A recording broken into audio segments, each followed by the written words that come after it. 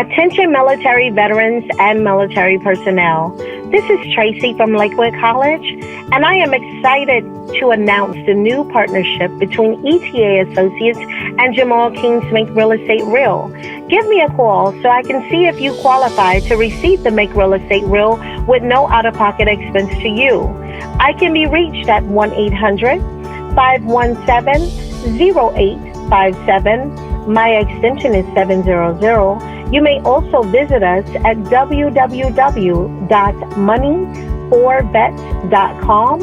Again, that is money4vets.com. You may also schedule an appointment with me through my text-only number at area code 216-678-9933. I look forward to speaking with you all. The next level is when you dig into your soul will.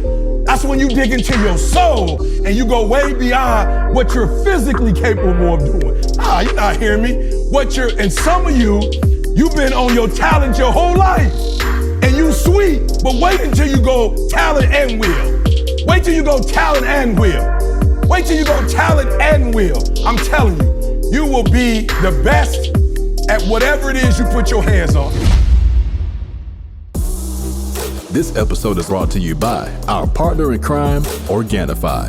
Organifi is an organic superfood supplement line that makes quality, trusted nutrition convenient and accessible. Their most popular product, Green Juice, can supercharge your life, restore that glow, and help you feel decades younger in just 30 seconds per day without having to worry about shopping for ingredients, mixing and blending them, and then cleaning up afterwards. All ingredients are USDA organic, vegan-friendly, and made without GMO ingredients, gluten, or soy.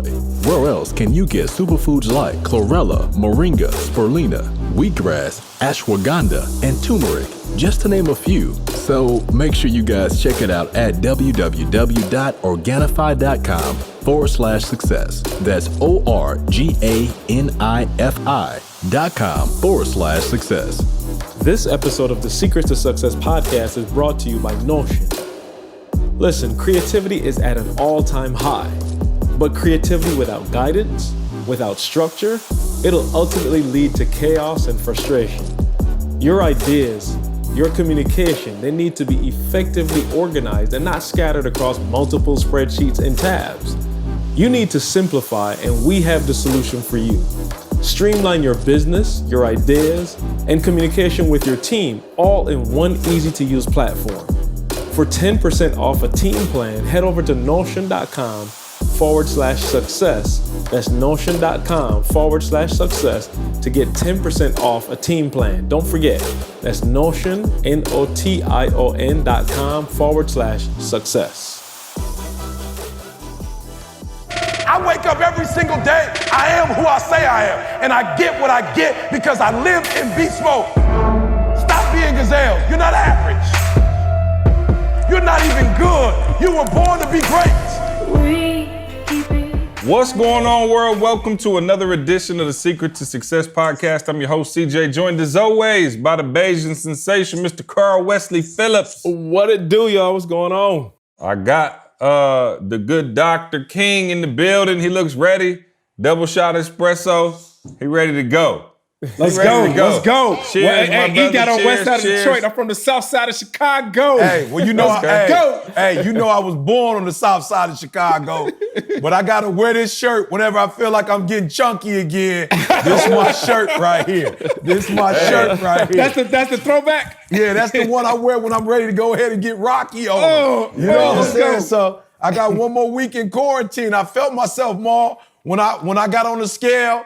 And I was where I needed to be. I felt a little like, okay, E, you made it. I was like, hold up, bruh.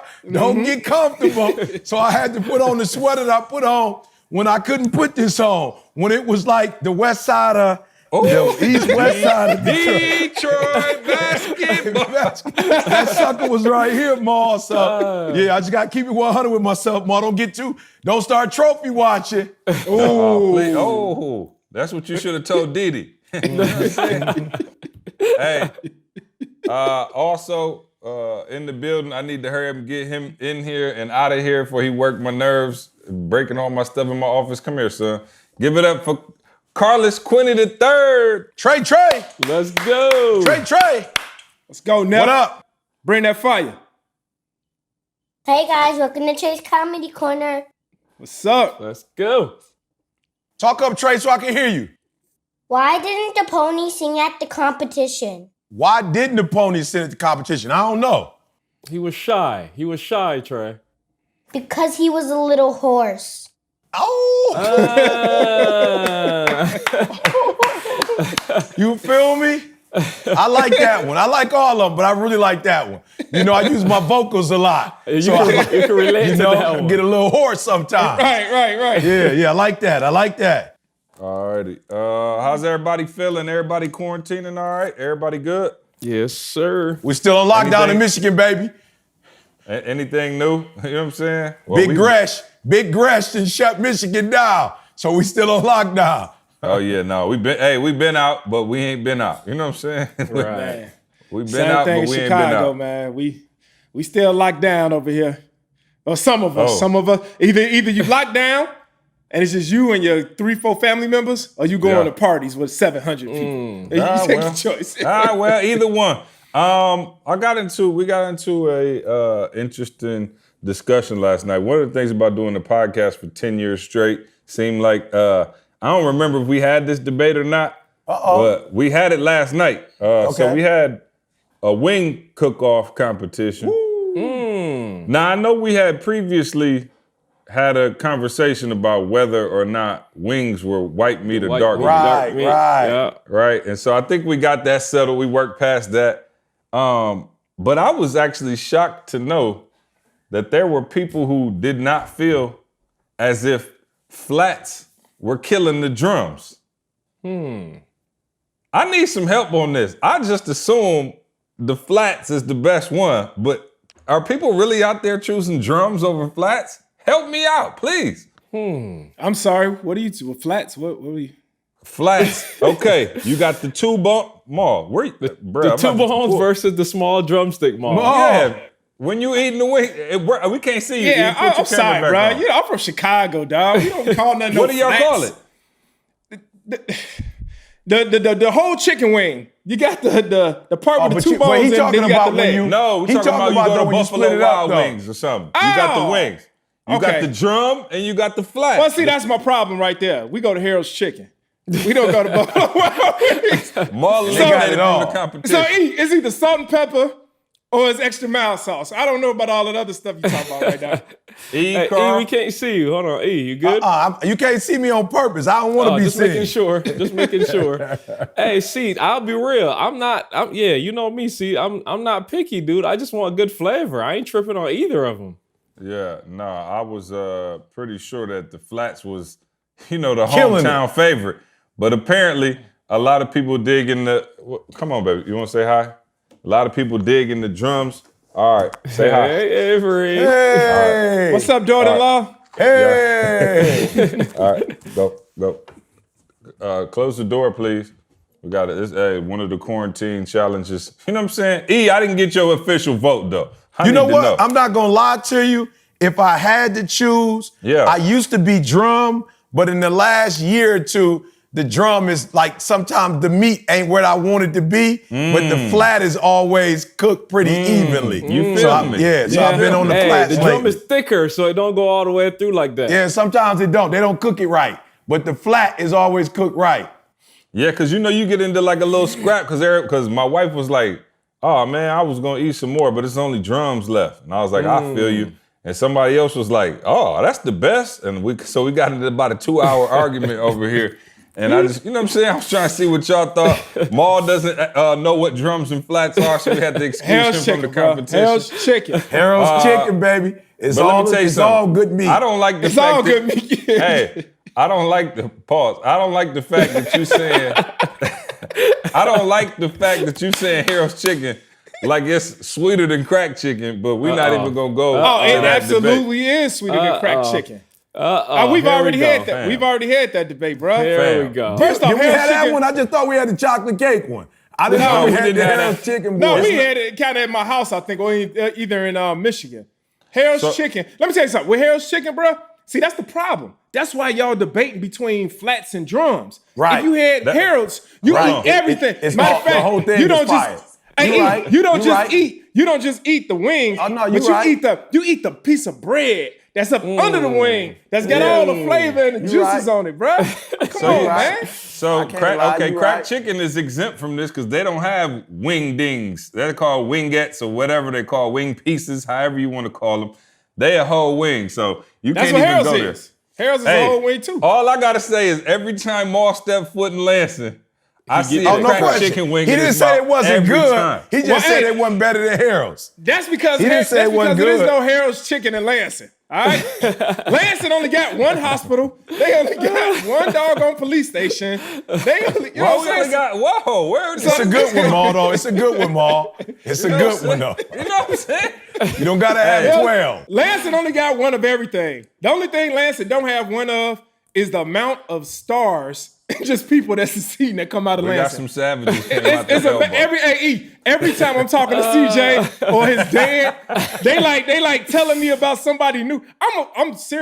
I'm riding through the street and I already know that Lansing got Magic Johnson. You know, they got Eric Thomas. You know what I'm saying? And then we got to throw CJ on the list. I'm not from Lansing. But you live there. Okay. But it was crazy because I'm riding and Pops, you know, and CJ already told me, and CJ, when he told me that Malcolm X was from Lansing, I handed him the Big Cap Award. I was like, no, that's Big Cap, bro. I was like, Malcolm X is not from Lansing. And sure enough, we driving down the street and there's a big old sign. And I think Pops set me up. I think CJ was texting Pops because Pops was taking me to the airport. And I think he said, hey, Dad, stop off by Malcolm X's house.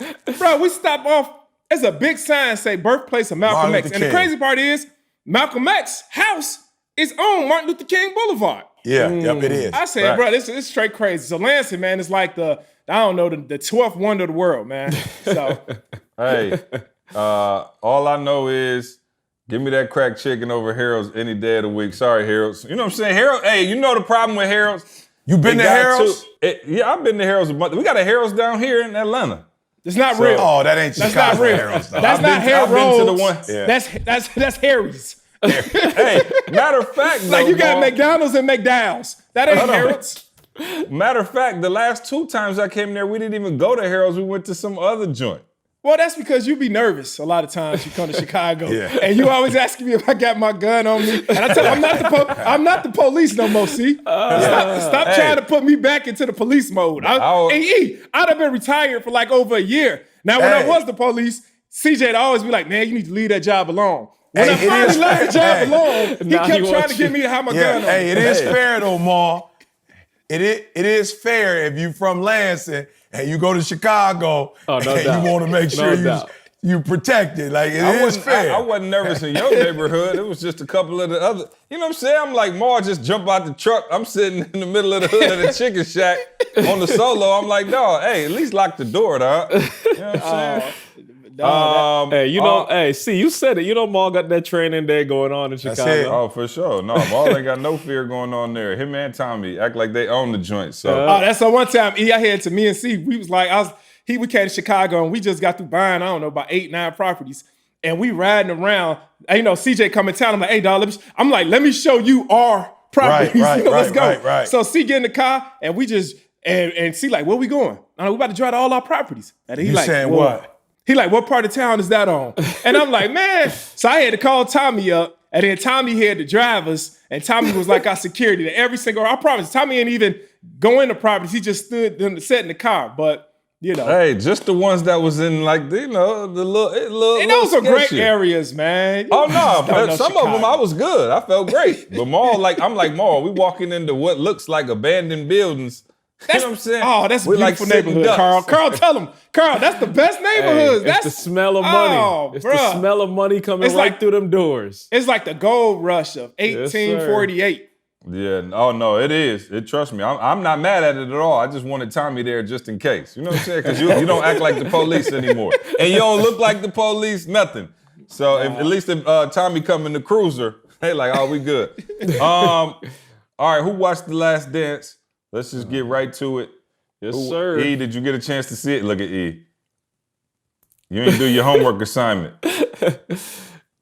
He took his headphones out. He didn't hear Can you hear us?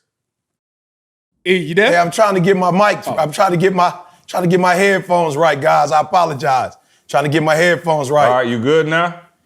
Apparently I'm not, but it's all good. Not if you're staring at me, looking at me. Apparently I'm not.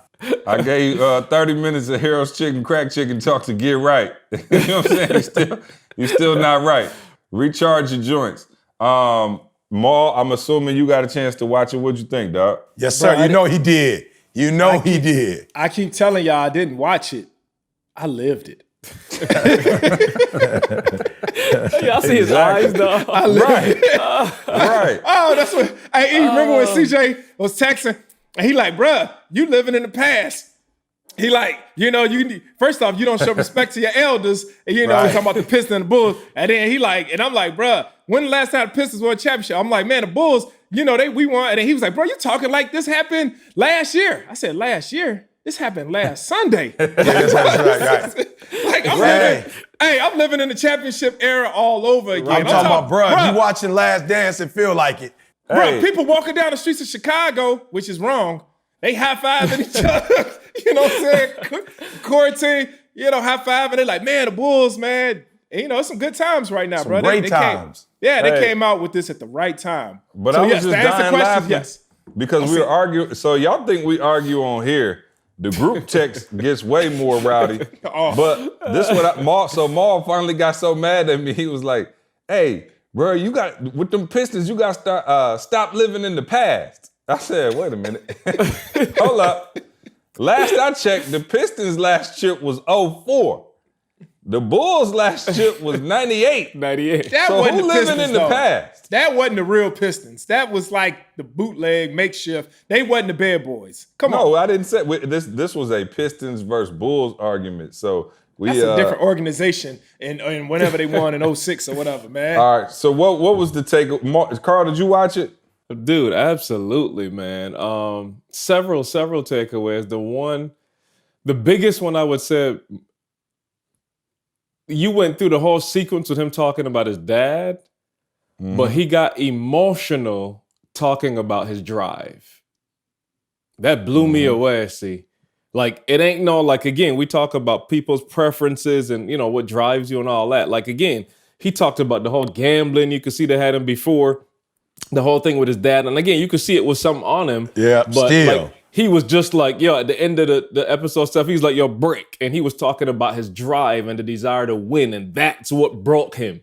And I was just like, that's crazy. Dude, still, if Mike had the knees right now, he would probably still be out there murdering Mike Tyson coming back. Mike Tyson coming back. I promise you. Yeah. Mike Tyson ain't playing. Yeah. But that was, of all the stuff, see, that was the biggest to me. You could still see who he is ain't changed. He still have that same drive. I don't know what he's doing now. Just not the body. But he ain't got the body. But I'm saying whatever he's doing now, I'm sure he's still doing it to that level because you saw the whole baseball transition and he was just like, I'm gonna be there first. I'm gonna be there last. Like you could just see that's his mindset throughout. This ain't no act. It ain't no basketball. It's just who he was. And I think that was the thing, that just hit me the most. Like, dude ain't changed none. Like he still got emotional on that part of the whole thing. And I'm like, wow. Yeah.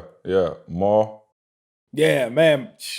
Let me tell you something. And I'm trying to be, I'm not trying to get all emotional because I live. Yeah, go for it, though, Maul. Like don't hold back. I can show you emotion too, Maul. It's okay. Actually, bro, when they were showing Mike, driving in his Lamborghini Corvette, I swear I was like, man, that look like me. Like I was there. No question. No question, Maul. I think I they was showed looking for you. Yeah, I think they showed the back of my head, bro. But I don't know. I was like, maybe that might be Mike's head. I don't know. But man, fearless. Yeah. Just fearless, bro. Just straight up fearless. Yeah. Not afraid to live his dreams. Yeah. Not looking for affirmation from nobody or confirmation from nobody. Yeah. Just like, you know what? I'm about to play baseball. Why? Because this is what I want to do. This was a dream of mine. Yeah. And I think some people would have stopped right there. They would have let just everybody tell, man, you're the greatest basketball player. Why are you trying to play baseball? And I think that's just important, man, just to, for him. And I think I read it in his book once before, where it's like, I'm not afraid of failure. You know, like I'm not afraid to fail, but what I am afraid of is to not try. And I think that's like the like maybe 50% of success right there is not being afraid to try. How many times in life do we talk ourselves out of something? You know, because other people tell us that, you know, this is not what you're good at. I remember when I was, you know, starting speaking, and when CJ was telling me like, man, you know, hey, he was coaching me up and telling me, you know, hey, you're going to, man, be speaking. I didn't even believe that I wanted to speak. I didn't believe that I could speak. I could have talked myself out of it, but yet I still didn't let that fear or that belief or that self-doubt stop me from at least trying. But I do remember them days where I was like, man, what am I doing? Well, CJ was talking to me and we having an hour on the phone and he going through my story. And I'm like, you know what I'm saying? E, I got maybe 7 or 8 real estate deals going on, gonna make me $100,000 on each deal. I got the daycare centers booming. You know, I got the security company booming. And here this dude, here's CJ talking to me about you about to speak. And I'm like, but yet I wasn't afraid of trying. But imagine, and I'm just looking at this short period of time of speaking, how many people I've touched, how many people sent me messages and said, man, your story has changed my life. You know, just, man, look at, you know, you know, we talking generational wealth in my family. And so it's just how I could have let that little self-doubt that I was telling myself, it was crazy. I was the loudest person telling myself I couldn't do it. It wasn't nobody else. And so when I just look at Mike, you know, even though he wasn't the greatest baseball player, he still didn't let that self-doubt stop him from at least trying. And it goes back to what he said he stood for. You know, like I can deal with failure, but I cannot deal without trying, bro. And there's a lot of people out here who don't try. You don't even try. Like, you don't even, like, just speaking, just being connected to C and E, you know, Carl, just speaking. Look at just what it has. It's changed my life again. My life has changed several times with real estate, all the businesses that I have. But if you just look at I say out of every single business that I have, I never told myself I couldn't do it more than I did with speaking. But that's why every time I get on stage, just the last time we was in London, you know, and I know C would probably say I get emotional and probably shed a tear every time I get on stage. But you know what I'm saying? It's real because it almost didn't happen, E. It didn't happen because CJ didn't believe in me. It didn't happen, E, because you didn't believe in me. It almost happened because I didn't. I was telling myself that I couldn't do it, or that I wasn't a speaker. I don't have the same story as E. I'm not as polished as E. I didn't go to college and was on a debate team like E or all these other people. And so I felt like I couldn't do it. And so, but the same thing, man, like I said. I am, though. You might not go to debate class, but you're about as polished as I am. But bro, that's for sure. But I just almost talked myself out of it, man. So I just thank God. And when I was watching the stories, see, that episode, it made me, I related to it because, you know, I was just like, man, Mike didn't, and Mike had way more to lose. You know, when you on top like that, E, you on top. Your name is already written in history, and he had so much to lose when it come to legacy and stuff, and he didn't care. He just said, man, this is what I told my dad I was going to do. We talked about this, and so this is what I'm going to do. So that's the main thing, man, that I took away from that, and I respect him even more for that because that took guts. You know, people probably told him, man, and then he went down to the minor leagues. He was playing on a minor league, riding on a bus with a bunch of guys on the team, Alabama. Little kids. Hey, did buy him a new bus, though. That's when I knew him. Because I lived in Huntsville. So, like, it was a big spectacle. Like, everybody was going to the games. You know what I'm saying? Like, because you could afford to go. It's double A. He wasn't even triple A. It's double A. You could afford to go. It's right around the corner. You know what I'm saying? Everybody was going. But this gonna sound weird. But what I got out of it, like just putting them all together so far, and Carl, if you could just show the screen real quick, the words. Yo, this is what I got out of it, bro. Like, as I'm sitting there, like, watching each one of these, and take a look at that, y'all. Take a look at that. Look, all you see, alphabets right there, right? Alphabets. I want y'all, everybody at home, those of you in your car, wherever you are listening to this, I want you to see this vision. Look at that. Those are, you could like take, you can make as many words as you want to make out of that. There are words in that. All right, Carl, you can take it off the screen real quick. Watch this, guys. the thing I got out of the Jordan, they're talking, Mike talking. And Mike got his own vocabulary, bruh. Like, yo, I am amazed from the first one to what he said he was gonna do in college, what he said he was gonna do in the pros. Like, yo, it's crazy. It's like Mike is in a bubble. You know, everybody talking about Mike is this or Mike ain't this, Mike is this, Mike ain't that. The news media, you know, everybody talking. But Mike, bruh, got his own vocabulary. Like in Mike's head, Mike is like Muhammad Ali, who said, I must be the greatest. Like, yo, they couldn't stand Muhammad Ali. But Muhammad Ali kept saying, I float like a butterfly. I sting like a bee. Like, I'm going to beat Sonny Liston. I'm the youngest heavyweight in the world. I shocked the world. And, bruh, if it's one thing I'm getting out of this that everybody need to get, you human, Maul said it, watch the doggone words coming out your mouth. Like, watch the words coming out your mouth. Because whatever you say, that's the reality. Mike said it. We're going to be the next Celtics. We're going to be the next Lakers. They're going to put some respect on the Bulls' name. Bruh, he was like, the glove. the glove. Now but here's what's crazy. Hey, he was watching the glove video. was talking. He was cracking up. I'm just saying, the glove had in his mind, he had his vocabulary. Like, yo, I wore him down. I had him tied. And Mike is like, are you kidding me? Mike was like, I was hungover. Right. Mike said, what'd he say? I had a lot going on. I had a lot on my mind. A lot going on at that time, but watch what he did, though. Mike defined his reality with words. Mike was like, bruh, you wasn't doing nothing.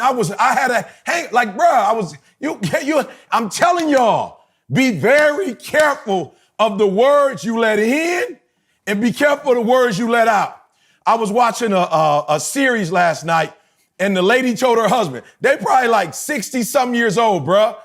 My man, she was like, you always been a terrible businessman. You tore down our company. You ain't this, you ain't that. Bruh, she told my man Ma, I should have married your brother. Like, yo, bruh, you could see, see the defeat on my man's face. You feel me? You could see it. And it was just like, yo, I'm telling y'all, you got to get to a point where your mama's vocabulary for you ain't your vocabulary for you. Your daddy's vocabulary for you ain't your. And I'm saying people who love you, you got to be careful how you let people talk to you and how they talk about you. And if people are talking to you or about you in a way that's making you feel defeated, bro, you got to get up out of there. You got to get up out of there, bro. Mike is, bro, the whole time, Mike is from episode 1. Mike in his chair, bro. Like, Mike got his own vocabulary. Mike got his own reality, bro. Like, Mike ain't tripping on the media. He ain't tripping on the Bulls. He ain't tripping on Scotty. Mike got his own in his head. He like, I'm the greatest to ever do this. And listen to me. The thing I love about Mike didn't even say he the greatest. He say all the stuff. He flirts with all the words that say he the greatest. You feel me? Mike ain't never said, I'm the greatest basketball player that ever played. He ain't never said that. But all the other stuff. So then he get these Nikes on and he speaks to he the greatest and turn Nikes into the greatest. He get Gatorade that when I was coming up, wasn't nobody drinking that mess. Nobody want that foolishness. Mike talked about it in a way and himself in a way where he blew Gatorade up. Are you hearing what I'm saying? Like, yo, we got to be careful with the words, bruh. I'm watching what he's doing, but I'm realizing that the stuff he's doing on the court is a physical manifestation of the stuff that he think about himself. Like, for real. Mike just great, bruh. Mike great. But Mike had already told himself before he got on the court. Mike already told himself before he put on the Jordans and turned them to J. They don't even call them Jordans no more, doggone it. We call them J's, bruh. I ain't never said I wear Nikes. I said I wear J's, right? He met Concord. So I'm telling y'all, please do me a favor. Do some inventory. Who you sleeping with and what they saying? Who you hanging with and what they saying? What they talking about? What are you saying to yourself in the mirror? Wow. Carl, show them this shirt. I want to show y'all. Let me tell you, every shirt that I design, I can't tell you the shirts that other people design. I don't got nothing to do with that. But every shirt I design, you see that right there? You see that right there? He said, thanks for helping me update, our 2020 goals. Look, all my shirts, goals. It's words that I'm using, y'all. Words. I'm not interested in you putting on no shirt that just look good. Like I'm not a designer. Watch the words though. Execute. In the midst of adversity, execute. Those are words that I'm putting out in the atmosphere. Those are words. And what those words are telling you is, it does not matter. Come on. It does not matter the season.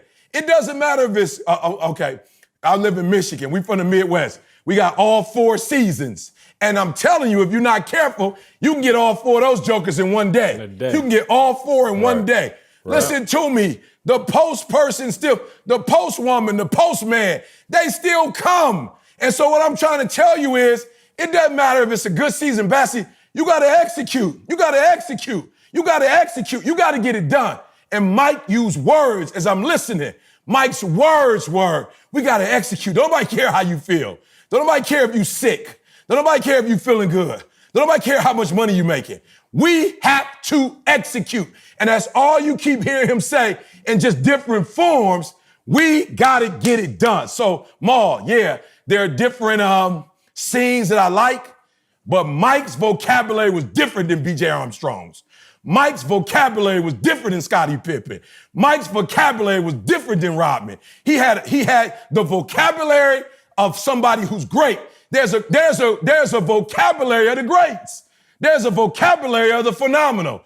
The average have a vocabulary. Average people talk a certain way. Oh, you're not hearing what I'm saying. There's a vocabulary for the goods. But the greats have a very distinct vocabulary. I'll say it again. The greats have a very distinct vocabulary. Be careful who you listening to and what you listening to. Oh, come on. Come on. I love my wife. My wife's a pilot. There are times that my wife will go at me on some stuff and I'll be like, yo, I feel you. That's important to you. But that's not, that ain't my superpower. Like, that ain't what's important to me. Here's what's important. And she loves me, Ma. But there are times I got to shut even my own spouse down. And I got to listen to my vocabulary. I got to hear my wife like, yo, you sure we can live in Michigan and live in California? I can't listen to that, Ma. I love her, but I can't listen to that. I got to call people like, Inky Johnson, that's got 2 spots. Josh. I got to call Josh. Listen to me, I'm not trying to be disrespectful, but I got to call people who have multiple homes. And I got to listen to that conversation that, you can do it, E, and this is how you do it. So I already know my wife, also an air traffic control, so she's very cautious. She's very systematic. But I know what I heard, Ma. I know what I heard. I heard the word, bi-coastal. I heard the word, Ma, bi-coastal. I heard the word. And can't nobody take that word from me. Can't nobody discourage me. Even when I went to the bank, they asked, are you selling your home? They got a vocabulary, Ma. You must be selling your home. There's no way you're going to buy a home and then not sell your home. I said, don't talk to me like that. Don't talk to me like that. Hey, would you think that the bank would hear that? Of all places, you would think the bank would be the one to be like, like you would think, like this the place that deal with money, you would think you would hear that language there. Wow. But maybe the owner of the bank, but not the person that's working at the bank with the 9 to 5, Ma. They got a different vocabulary. And I had to shut them down and tell them, bi-coastal was the word that I heard. Bi-coastal was the word that I heard. I didn't hear those other words. And I'm telling you, Ma, you got to be careful because when you put certain words out, people are going to respond to them in a way. What do you mean? What are you saying? And they're going to you going to beat Bulls? Going to be the next Celtics? The next Lakers? The Bulls? Yep. Right. Absolutely. And guess what? The Bulls are going to do what no other team has done with the double three-peat boy. So y'all, that's what I got from Mike. Be careful of the words that you telling yourself.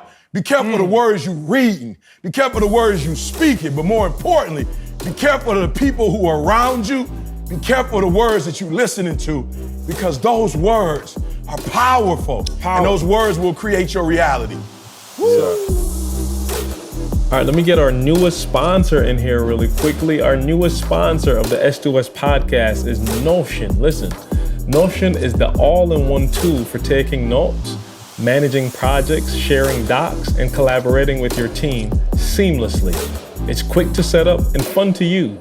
Notion makes it easy to work on your own or with your teammates in real time or around the clock, no matter where you are. Listen, guys, a couple weeks back, we had a text thread that we used with our podcast editors, and one of our editors actually missed a critical edit. And I'll just be real, Notion came at the right time for us. We signed up immediately that week. And the ability to be able to tag each member and assign the task, when I tell you, immediately improved our workflow. So from maybe about a month in now, we've been using Notion. And so far, man, I'm telling you, everybody has been on the same page. We know exactly what's happening. It keeps the information centralized. We can find documents quickly, right? And stay on the same page. Everyone knows exactly what's going on, what progress has been made, and what's next.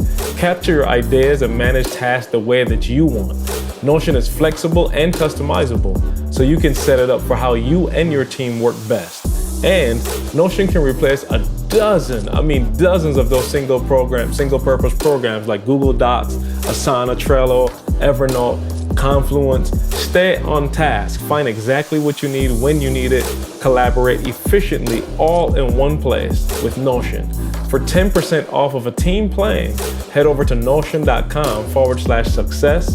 That's notion.com/success to get 10% off a team plan. Again, it's Notion, notion.com/success. Hey, what's up, y'all? CJ here. I'm here with my boy E.T. Real quick, man, to all my parents out there, you've been stressed out. You got the babies at home. You're teaching them. You're trying to be your kid's teacher and their parent. Teacher of the year. E.T. about to solve all your problems, man. Super pumped about this. E, tell them what you got going on. Hey, bruh, I'm telling you, we always talk about looking for the gap. See, one of the gaps, parents been calling me good kids. They not studying. They not graduating, they gave up on school, it's not gonna be a summer slide, it's gonna be a mud slide, and so I'm like, I got it, call the squad. I ain't gonna lie, some of the squad wasn't happy, but I'm like, yo, y'all, we gotta provide a summer school for them. So we got ETs, summerprogram.com is where they can go. Look, I got music teachers, Grammy winning artists, bruh. We got some of our writers, bruh. I'm talking about writing for major magazines like ESPN. These cats is gonna be teaching them. We got curriculum bruh, I'm telling you, this thing is gonna be crazy. I'm bringing some of my NFL, NBA friends in. We got some of the top teachers who won Teacher of the Year. Bruh, this thing is gonna be sick, June 1st to August something. We're gonna be on with them pretty much every day from 9 to 3 o'clock in the afternoon. We got incentives for them. It's gonna be phenomenal.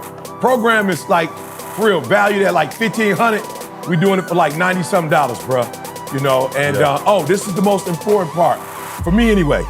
We literally have a standardized testing coach, an educator, who's gonna help these kids to learn how to study for and master these tests, bruh. SAT.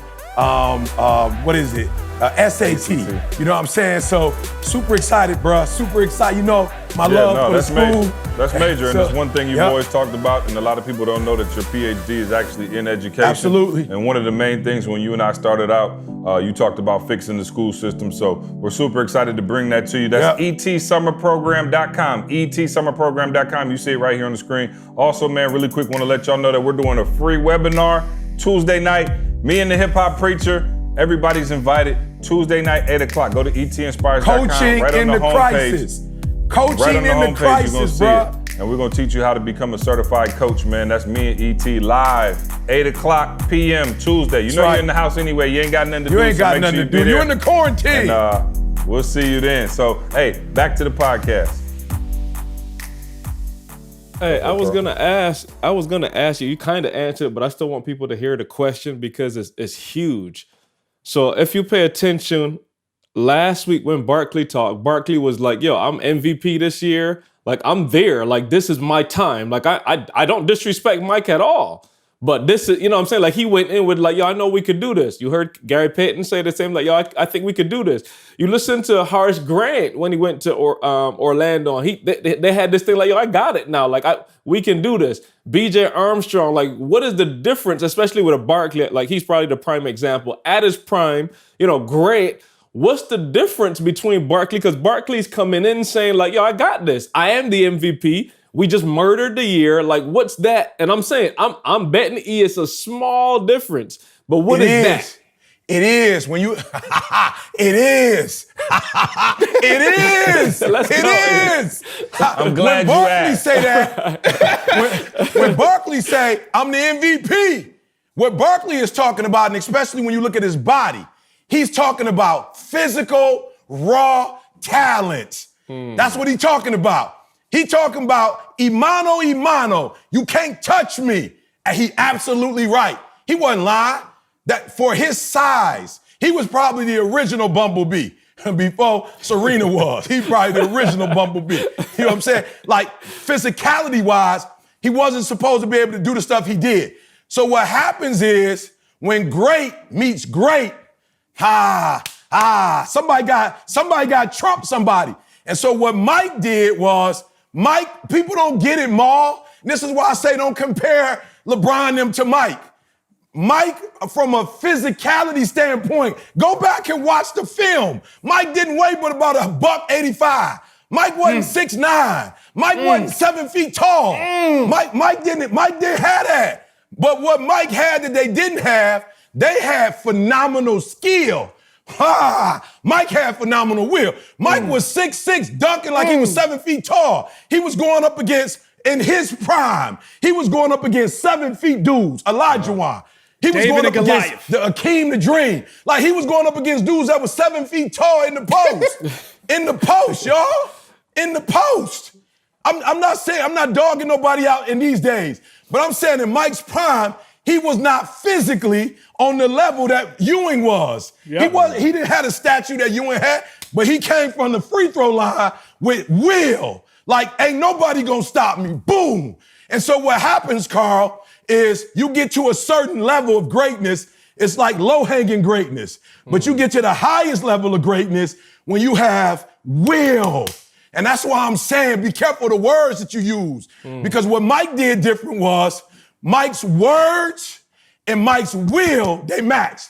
Mike's words and Mike's behavior, they matched. Mike said, look, I'm not smoking that. I'm not drinking that. I'm not doing that. I'm here to win a championship. I'm going all in. Other dudes, they just like, hey, physicality. They stronger, they bigger, they gonna bully you. But Mike was like, you can't bully me because I'm on will, and my will is stronger than your will.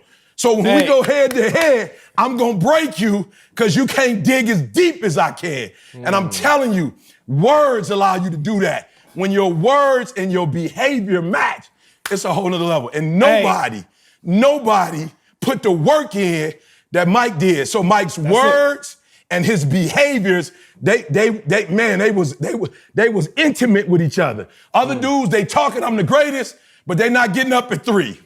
They not first one in, last one to leave. They not on that. They eating whatever they want to eat, doing whatever they want to do. And listen to me, I'm telling you, that is a level of greatness. That is. That is a level of greatness. But the next level is when you dig into your soul, will. That's when you dig into your soul and you go way beyond what you're physically capable of doing. You're not hearing me.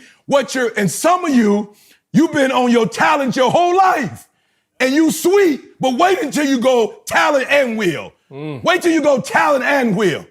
Wait till you go talent and will. I'm telling you, you will be the best at whatever it is you put your hands on. I'm sorry, Carl, that was a quick question. I just felt it in my shanana. I needed this in my workout this morning. Hey, Carl, also, let me just piggyback a little bit on that, man. Yeah, go for it. Those other guys, they were trying to win basketball games, They were trying to win basketball games. Mike was trying to win at life. It's a difference. So when you're trying to win basketball games, that means you only trying to win during your 9 to 5. It's the same mentality like in life right now. You're just trying to win while you at work.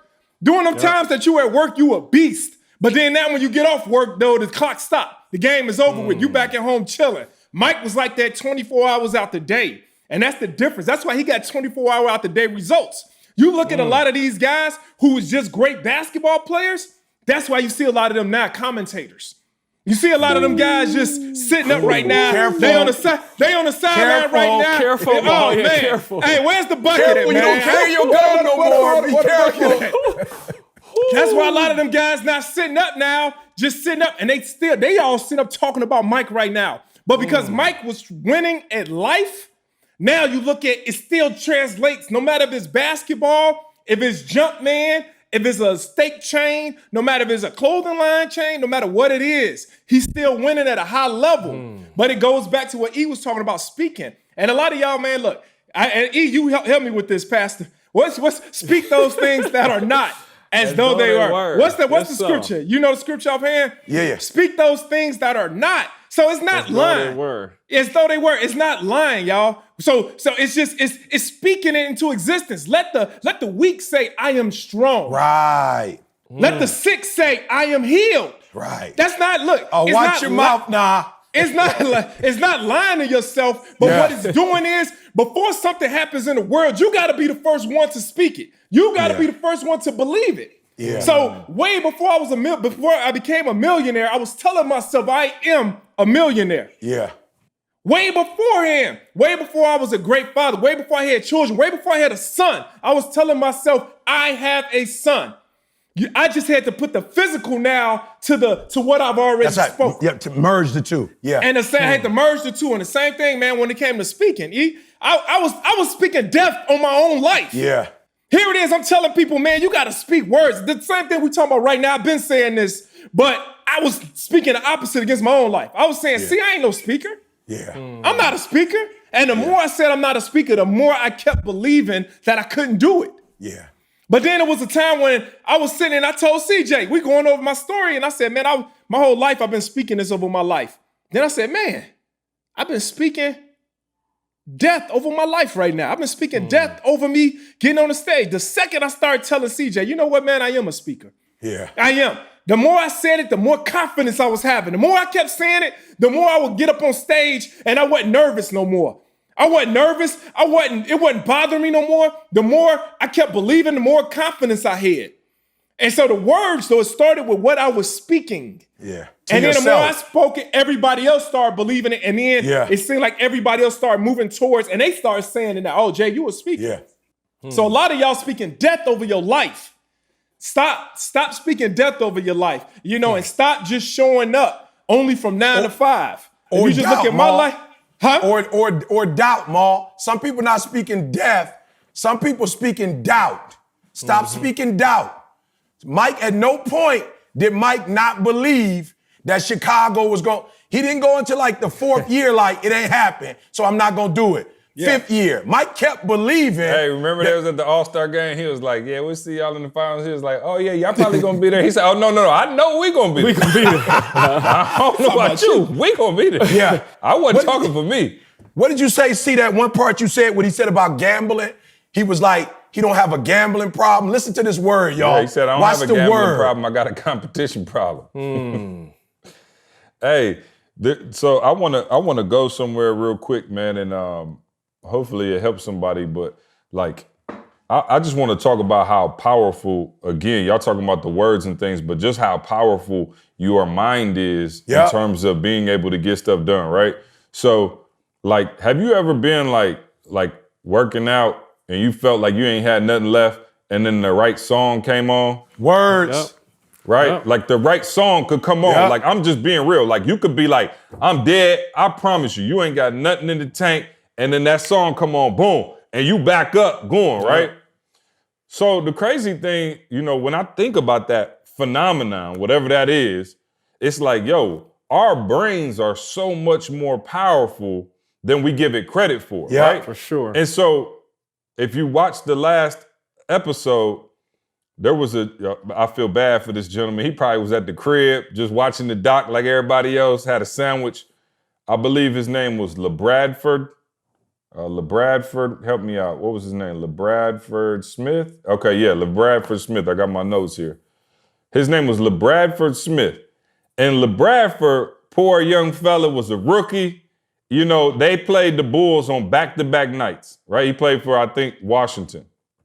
They played the Bulls on back-to-back nights. And the first night, he dropped 37 on Mike. And Mike was broke. I don't know what was going on, but Mike had a bad game, whatever. So the rumor had it, after the game, he dogged Mike out after that game. He said, oh, good game, Mike. Right. So everybody like, oh, okay. So the next night, Mike comes out, and they play him in a doubleheader. And I'm just saying this for everybody who hasn't seen it. So they played him the very next night. Mike comes out. My man had 37 the night before. Mike comes out and goes straight at my man and dropped 36 in the first half on my man. First half. Child abuse, right? And so long story short, the Bulls, of course, they kill him. My man, you never heard from my man again in history of life. Nobody ever heard the name of LeBradford Smith. But here's the crazy thing. Somebody said years later, they asked Mike, like, yo, my man really came up to you after the game and said, good game, Mike? He was like, absolutely not. And I was like, dog, like, imagine this.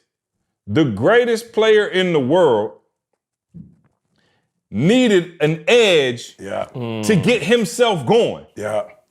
And your average self sitting at the house and you ain't got nothing to get you going.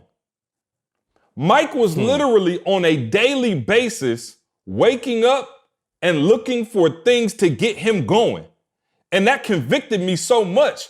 And I thought about it in terms of my mental when I work out and I think I don't have nothing left and that right song comes on and can get you up. And our brains are so much more powerful, and that everything y'all just said is so true, because when you're telling yourself no, no, no, no, no, you begin to feel that. I told you before, our brains are so powerful that if you just start thinking about the worst moments in your life right now, you probably break down and start crying. But if you channel that energy towards the good and you start thinking about all the powerful things and all the accomplishments you have, I promise you, you can get to that next level. And I just look at Mike and I'm like, yo, my man was, he probably could have put up 37 on LeBradford probably if any time. But he was like, yo, I'm going to make up the fact that this kid thought he was on my head. And bruh, words, I'm saying, it was a lie. Right, but that's what I'm saying. Didn't even say nothing. But that's what I'm saying. I'm saying we just talked about let the weak say I'm strong. Mike is using negative. Mike is creating negative to make him positive. Like we would teach people, don't say nothing negative to yourself. Mike is saying negative stuff to actually pump himself up. You feel me? Like, I can't believe my man said that to me. Like, he didn't even say nothing to you. He ain't say nothing to you. Hey, you remember him, the water boy? My man was like, Bobby Boucher. He said, Bobby Boucher.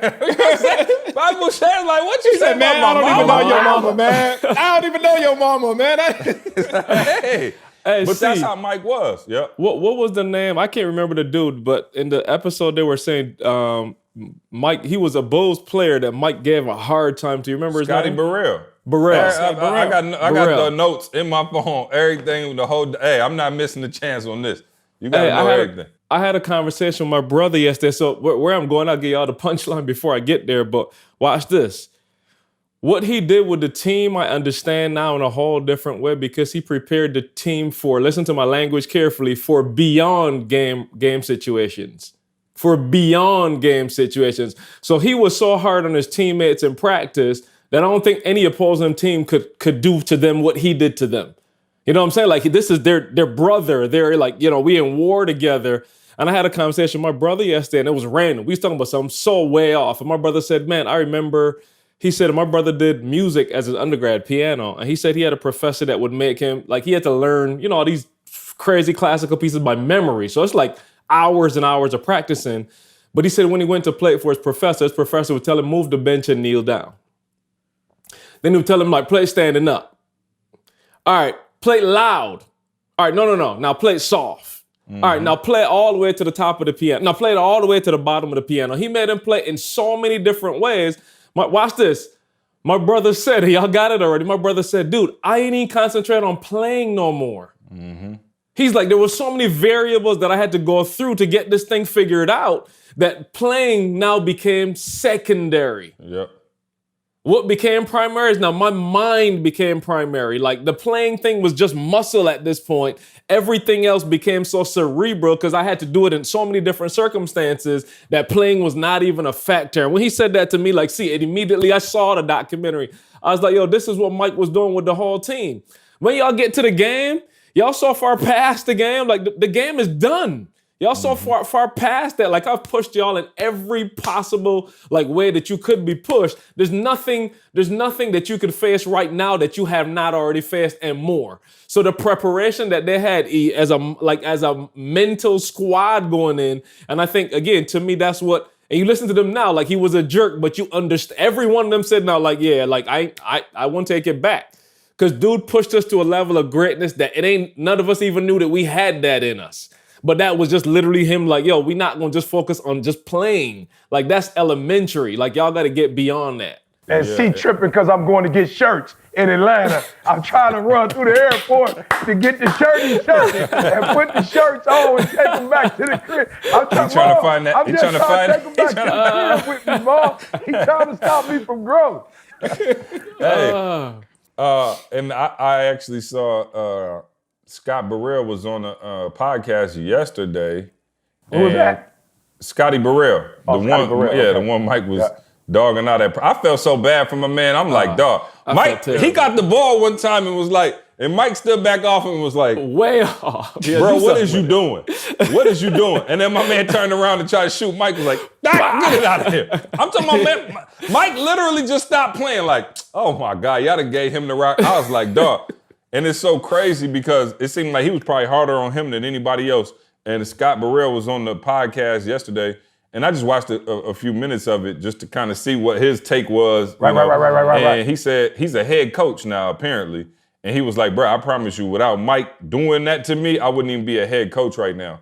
Wow. And so if we kind of switch, topics a little bit, you think about most people, though, are not willing to accept that type of criticism, critique, or even that type of push. Like I'm just being real. Most people don't want to be pushed in that manner. So what's the key to opening yourself up to that push and being like, okay, because let me say this. E said something deep in the sermon, and I didn't even think about it in that regard, but E and Diddy was going through some challenges, right? Like just in terms of like E and his attitude, and we talked about it on here because that was, during the podcast. And so anyway, E said when Diddy had a challenge with me, she didn't call her homegirl. She called C because she actually wanted to fix the problem. And I was like, dang, that actually makes sense. Like most of us, because we don't want to be pushed, or we don't want to have to say, okay, what is it? Or how do we fix it? We just want to wallow in our own. Man, you want to call somebody up and go, man, Mike, man, he a punk, dog. I can't stand. He talked to you crazy. He talked to me crazy. Mm-hmm. Dog, I don't even care. We should go out there and just not pass him the ball. That's the natural reaction.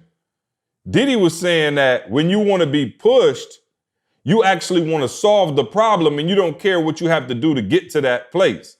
So Diddy was saying, if I wanted to just be mad and vent, I could have just called my homegirl.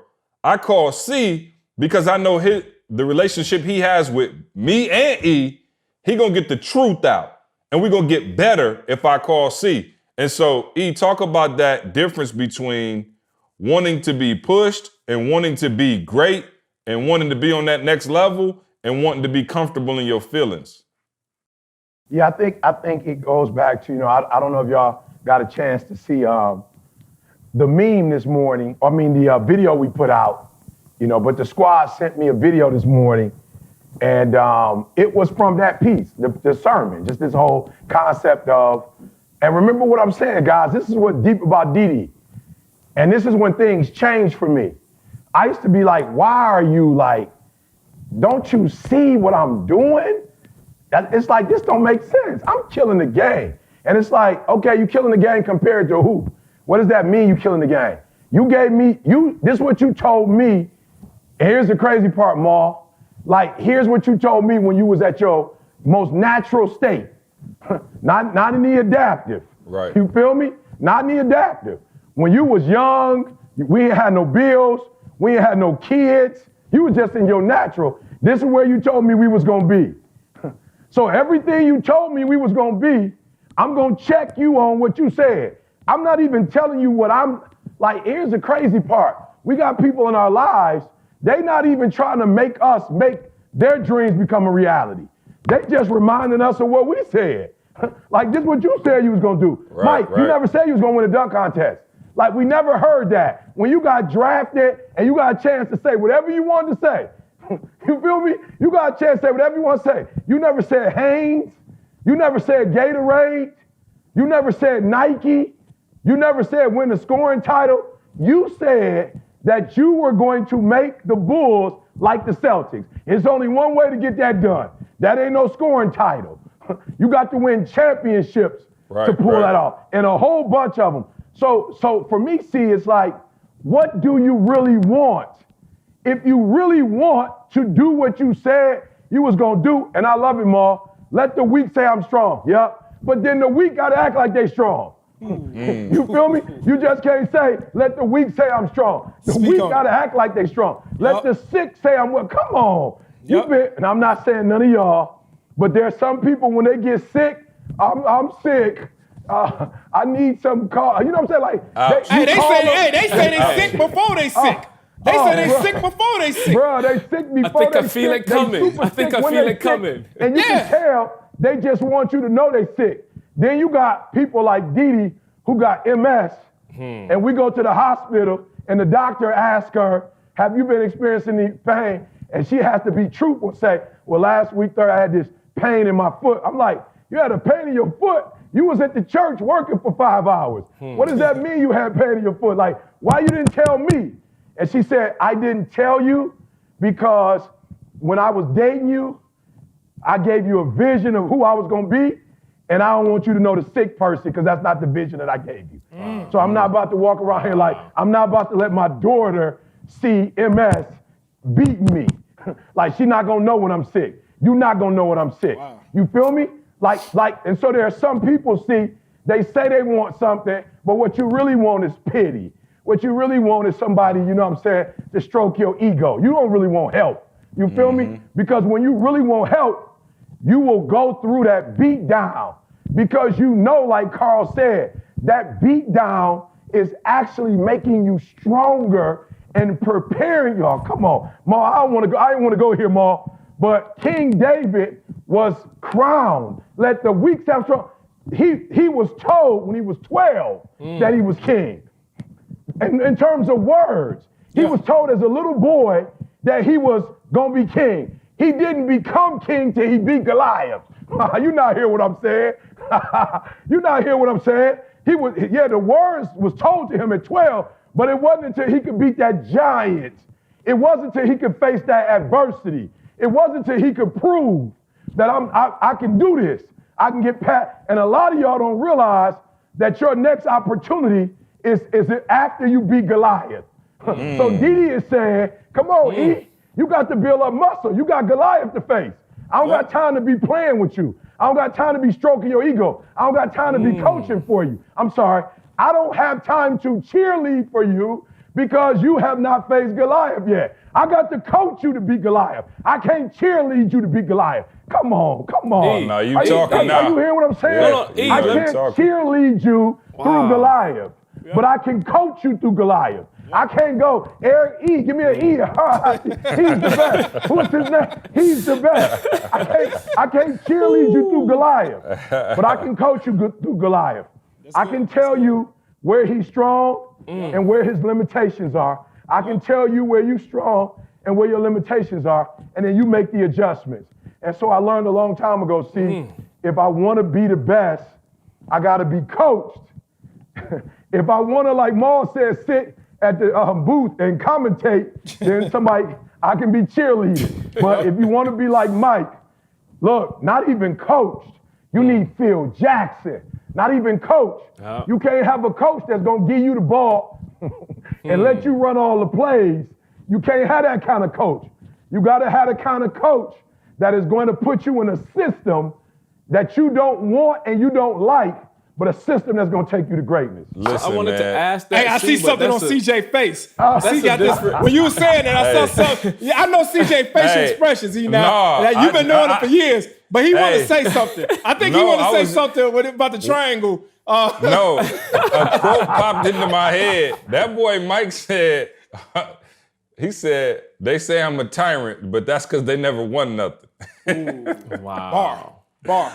I said, what? Oh my goodness. Go ahead, Carl. I was tripping because I'm like, Mike wasn't. Yeah. So two things I was gonna say. The Phil Jackson thing is a whole nother podcast. We gotta I want to dissect that because like how do you lead that? Right? Like he's so dominant, he's so whatever. Like how do you lead that? That's a different podcast. But yeah, I wanted to add, like not to be funny, you just talked about the story of David, but I want to go a little deeper with that, right? Goliath was the big thing he had to do, watch my language, in his youth. Bro, he had to deal with Saul. Like, understand what I'm saying? Adversity, like, piled on. It wasn't like he beat Goliath and then it was smooth sailing from then on. So, and I'm talking for me. Y'all know me. I'm the ground screw in the group. Like, I'm not trying to be into conflict. Like, so, like you understand this is coming from me. But if you really study the story, E, he was playing for Saul to calm Saul down, and Saul was trying to kill my man. Like, he was. So imagine as a young man, like understanding you're gonna be king. Now you see you in the kingdom playing the harp for my man, and you're like, oh, it's coming to fruition. And about 3 seconds later, my man trying to take you out of here. And that story goes on for years. So you talk about like pressure on top of pressure before you get to the goal. Like to the quote. See, I don't think it can come. I don't think you can become king until you go through that. And I'll be real, I ain't trying to, I'm just speaking it. Like, that's not something that I'm looking forward to, but I understand now as I mature, like, yo, you're not going to get what you want to on the other side until you go through some of that. Absolutely. That's just the way it is. Absolutely. So is everybody more comfortable with how I lead now after the last dance? After the last dance. I'm just mad it took Carl 15 years to figure out I wasn't trying to dog him out. You know what I'm saying? I'm trying to push him to greatness. Now Carl got scriptures, he got stories, everything. Carl on it now. Back in the day, he was like, I hate C. Hey. Man. Hate is a hard word. Hate is a hard word. But here's the crazy thing though. Mike said it. He like, dog, if you can't handle it while we sitting in the gym and me dogging you out shooting free throws, then you ain't gonna be able to handle it in the NBA finals, you know, in the fourth quarter with the whole crowd, the Madison Square Garden. Yelling at you. You ain't gonna be able to handle it then. So Mike was basically like, look, we just gonna weed out the weak and we're gonna go to work. And so it was a harsh style. It was very harsh because you can't have your feelings involved in that. Because Mike was like, bruh, if you collapse here and you die and you can't put up your shield, I don't want you on my team anyway. So it's really a win-win for me. Either you gonna get out the way and I'm gonna run you over and you gonna leave and cry and quit, which I didn't need you anyway, or you gonna level up to the challenge and be ready to rock and roll. And so, hey, see, what about the part though when Mike actually left? You know, after he retired, and then when he came back, and he said when he came back, it was several guys on the team that wasn't there. You know, they wasn't part of the old championship. And he's like, you know, they living off of what we accomplished 3 years ago. You know, but they living off of this. And he like, can you imagine how Mike was coming back from baseball and then you got these guys and they, oh yeah, we the world champ Bulls. and they like, oh no, this ain't how we do things. But when you saw Mike, when Mike came back, you saw Mike, did you see the clip when they were doing the sprints? Did you see how Mike was in front of the line? Yes. Did you see that? No, I can respect that. And I think I respect that even more about him is that he walked that walk, man. He didn't just talk the talk, but he walked the walk also. Yeah, my homie AB, shout out to AB. He's the coach at Baylor. But he sent me the clip of that, and he said it's crazy. He said I've seen NBA players jog sprints. High school kids don't make their times and don't touch the line. So when they were running that sprint, if you notice, Mike's foot hit the line, and he's like, dog. And I see coaches let that slide all the time. And it's those little things that Mike did that was just that extra. I'm like, wow, you winning sprint. You Michael Jordan, and you leading the sprints. Like, if anybody could just be like, yo, I'm just going to go through the motions right now, it's Michael Jordan, but he didn't, right? Because he's 8. I say he's the GOAT. You know what I'm saying? I'm getting to that side, but I'm a reserve it until Brown got to come out with a 37-part series. You know what I'm saying? Brown got to come out with a whole trilogy of documentaries before he goes. E.T., you there? You want any last words before we get up out of here? I know you got a meeting. Yeah, I think he just sent the message. He's in that right now. Maintenance man. All right, cool. Organifi. Shout out to Organifi, man, our sponsor for this podcast. The superfood green juice powder. Make sure you go to Organifi.com, ORGANIFI.com. Use the promo code SUCCESS. All right, and you're going to get 20% off your order. So we appreciate Organifi for rocking with us. You back. Yeah, maintenance man here. I apologize, guys. What you fixing? Washer and dryer. Both of them? Oh, you working them too hard, eh? I'm working out. I got double the watch now, unfortunately. With that vest, that's sweat. real. It's crazy. Yeah, every single time. All right, so I know E, you got to get out of here. Any parting shots you want to give before we close this puppy up? See, don't watching his Last Dance and whatever you're doing. Winston Churchill said, "Never let a good crisis go to waste." Never let a good crisis go to waste. And that's my thing, y'all. Don't watch this stuff and go through all this stuff and be the same version of yourself at the end of this pandemic, bro. Like, literally, you should become, if you were already, the iPhone 10, you should be 11. You should be 12, whatever. Samsung 352, I don't know. Right. But that's my parting word. See, don't let a good crisis go to waste. Get something out of this crisis, bro. I love it. No, definitely get something out of the crisis, man. Get something out of watching The Last Dance. It's like the only thing on. Yeah. So it's like, you know what I'm saying? It's like they had a UFC fight the other day, which was weird. Nobody was in the audience. It was crazy. They had a mask on. I was like, I can't do this. I didn't see it. I just watched it because it was some sports. But I was like, I can't. I'm not into that. But it was weird because nobody was in the audience and they had to face back. I will say this, though. They still had the girls with I didn't know that was an essential worker. I didn't know that was an essential worker. And Maul, he didn't have a mask on. Or no gloves. So of course not. Yeah. Essential workers. Speaking of which, let's shout out our essential worker of the week, Carl Maul. Yeah, gotcha. Y'all want to shout out our essential worker of the week? I got it. There she is. What's up, Miss Courtney Lady? LA. This is Courtney LA. This is me after working a typical 10-hour shift helping mostly post-surgical patients during their rehabilitation process, with a good percentage of my patients being essential workers. Thanks to my aunt for supplying the mask drip, and loving the mental support #S2S podcast and #Whole14 are providing. I'll continue to help the people of Chicagoland. Hey. Maul, is that the bias? Is that how she won? Was it Chicagoland? Is that what it was? Hey, Chicago winning right now, bro. It's just winning. I'll continue to help the people of the Chicagoland area return to their prior level of function. Or Maul, right. It's rigged. It's rigged. Group vote. Group vote. Return to their prior level of function during this lifetime and thereafter. Their families need them. #physical therapy. #physical therapist. Shout out to This is Courtney LA, man. Shout out to you for rocking with us, man. And we're going to send you that $1,000 and we're going to send you that Make Real Estate Real course. That's sponsored by Make Real Estate Real. You guys already know, man. Maul and Carl put their heart and soul into that puppy. And it is the most beautiful course, the most easy to follow. And I think that's probably the biggest thing that we've been getting from it, man, is people just saying like, whoa, it just made total sense. So kudos to those brothers for creating that course, and shout out to Courtney for being an essential worker during these tough times. Seemed like we getting back open, but I know a lot of y'all still out there in harm's way, and just ask that, we pray that you stay safe. So appreciate y'all tuning in to the podcast. What y'all got up, man? Y'all got a big day ahead or what? Man, I'm about to work out. Oh, here he go. Hey, I didn't finish my workout because this podcast. I got to go back. After hearing all this Mike talk, I'm going right back and hey, Mike, hey, Ma, I'm about to start the workout over again. I'm gonna do the whole thing over again. But I told you though, for real, LeBron, this is gonna be the most important season ever. Because listen, sure. if he come back and miss one shot, they're gonna be like, see, he not Mike. Maul gonna be on the text. His first missed shot. It's over. Notice if you watch The Last Dance, Mike ain't missed but 3 shots his whole career if you watching The Last Dance. So again, it's LeBron and Mike is his only rival right now. So, you know, it is what it is. But I'm looking forward to seeing it whenever they do bring the NBA back.